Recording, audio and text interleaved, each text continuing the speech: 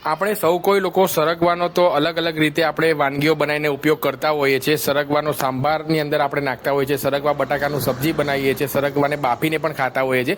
તો સરગવાની સાથે સાથે તેના પાન છે તે પણ કેલ્શિયમનો ખજાનો મિત્રો માનવામાં આવે છે। ભરપૂર માત્રામાં સરગવાના પાનમાં કેલ્શિયમ જોવા મળે છે। જે લોકોના હાથ પગમાં દુખાવો, સાંધામાં દુખાવો, એડીમાં દુખાવો અને કમરમાં દુખાવો ખૂબ જ નાની ઉંમરમાં થઈ ગયો હોય તો એના માટે તો આ સરગવાના પાનનો જે પાવડર છે એ વરદાન રૂપ મિત્રો માનવામાં આવે છે। એટલે કે તમે જો ગ્રામ્ય વિસ્તારમાં રહેતા હો તો તમારા ઘરની આસપાસ કોઈ ને કોઈ જગ્યાએ સરગવાનું તમને જે ઝાડ છે તમને જોવા મળી જ જશે। તો તમારે તેના પાન ઘરે લઈ આવવાના છે। ત્યારબાદ તમારા તડકામાં નહીં, તમારે કોઈ પણ જગ્યાએ તમારા ઘરના ખૂણામાં, છાંયડામાં તમારા આ પાનને 1 થી 2 દિવસ સુકાવવાનો। ત્યારબાદ મિક્સરમાં ગ્રાઇન્ડ કરીને પાવડર બનાવી દેવાનો। 1 ચમચી પાવડર સવારે નરણા કોઠે ગરમ પાણીમાં ડાયલ્યુટ કરીને હલાવીને તમે પીવો છો ને તો તમારા શરીરમાં કેલ્શિયમની ઉણપ હોય ને એના કારણે ઘણા બધા દુખાવા થતા હોય ને તો એમાં તમને સારું એવું પરિણામ જોવા મળશે।